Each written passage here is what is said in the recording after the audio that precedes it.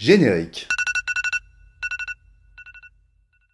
Bonjour à tous et bienvenue dans La Flemme, on est aujourd'hui le jeudi 14 décembre et c'est la Sainte-Odile. Aujourd'hui c'est l'anniversaire de monsieur Stan Smith, alors pas lui. Tu dirais pas que c'est rien du tout s'il s'agissait de ta zigounette. Mais ce monsieur. Stan c'est l'homme qui a donné son nom à cette chaussure. Alors on va pas revenir sur sa carrière de tennisman parce que je crois que tout le monde s'en fout. En tout cas moi je m'en fous. Mais on va revenir sur l'histoire de ceci qui est la paire de chaussures la plus vendue depuis sa création avec pas moins de 70 millions de paires vendues à travers le monde. À la base cette paire de tennis elle est sortie en 1965 et elle s'appelait pas du tout la Stan Smith. Adidas a sorti ce modèle hyper simple et trop facile à construire et pour faire de la com ils font appel à monsieur Robert Hayet qui est un tennisman français de son époque. Cette paire de tennis s'appelait donc la Adidas Robert Hayet. Ça a moins de classe que la Stan Smith quoi. C'est en 73 que le partenariat s'arrête avec Robert et sera remplacé par un nouveau tennisman qui s'appelle Stan Smith et pour pas avoir à développer un nouveau produit, Adidas a changé le nom et a gardé le modèle. Ce qui fait que par un énorme coup de bol, cet ancien tennisman qui n'a pas la carrière de Nadal non plus, a signé un partenariat où il touchera de l'argent sur chaque paire de chaussures vendues qui portera son nom. Le partenariat entre Stan Smith et Adidas est à l'heure actuelle un des partenariats les plus rentables. Aujourd'hui, elle est déclinée dans tous les sens, en cuir, en tissu, avec des lacets, avec des scratchs. C'est devenu un classique de la chaussure, alors bien joué Adidas et surtout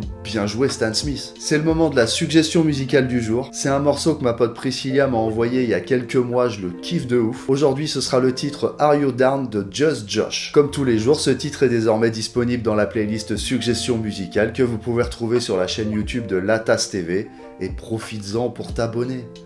Alors aujourd'hui, on parle de chaussures et je me suis posé la question, quelles ont été les chaussures les plus vendues en 2023 ? Je vous ai préparé un petit classement qui devrait ravir les fans de sneakers. Top 10 des plus grosses ventes 2023, c'est parti. Numéro 10. La ASICS Gel Quantum 360. Bah déjà ASICS c'est une marque trop confort, en plus elle est hyper stylée, c'est normal qu'elle soit dans le classement. On peut trouver cette paire aux alentours de 140 €.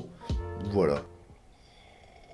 Numéro 9, la Nike Blazer. Quand elles sont sorties, ces chaussures, je les ai trouvées trop belles, alors je les ai essayées direct, mais elles m'allaient pas parce que je fais à peine 1m80 et chose du 45,5, donc on dirait des palmes. Mais à chaque fois que je vois quelqu'un les porter, peu importe comment il est habillé, c'est trop stylé. En plus, elles sont à 89 €, c'est hyper abordable pour une paire de Nike. Ah oui, on est sur une vidéo où je vais clairement raconter ma vie. Numéro 8, la Adidas Forum Low. Ah ouais, celle-ci c'est des low.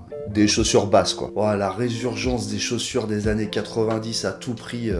En fait, je les trouve un peu sans saveur, tu vois, je les compare à un Renault Scénic un peu. C'est hyper pratique, ça t'emmène au taf, c'est cool pour aller faire les courses et chercher les gosses, mais il n'y a aucune volonté de faire un effort sur le style, en plus 149 €, même pour un Renault Scénic, c'est trop cher. Numéro 7, la Adidas Stan Smith. Bah c'est la classe, tout le monde peut les porter, ça va avec tout, c'est hyper confort, en plus c'est pas cher. Moi j'avais la paire de Stan Smith en tissu, mais je me les suis fait voler à la Réunion quoi. Tiens, est-ce que tu connais l'histoire de la Stan Smith ?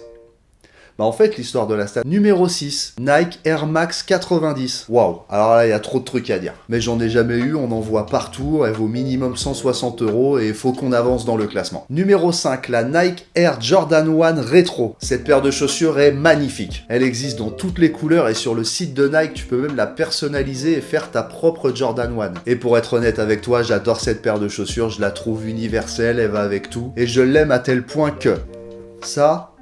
c'est pour l'hiver. Ça, c'est pour l'été, en tissu, normal. Ça, c'est pour bricoler, parce que bon, quand on fait des travaux, on aime bien quand même être à l'aise, faut pas déconner. Et ça, c'est pour mettre avec un pantalon beige et une chemise bleue, parce que je trouve que ça va bien avec.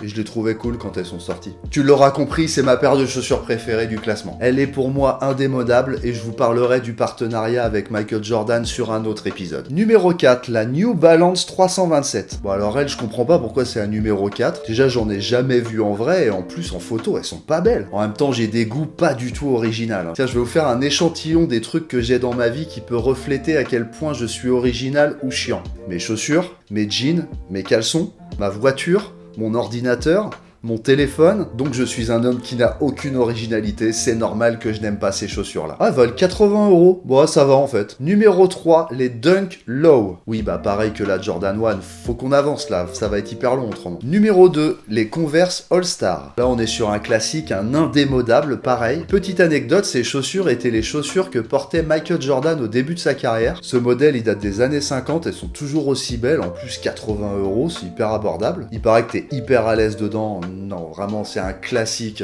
normal qu'elle soit dans ce classement. Numéro 1, la Air Force One. Oui, bah c'est la Air Force One, quoi. C'est déjà la fin de cet épisode, on se retrouve demain avec un sujet tout neuf.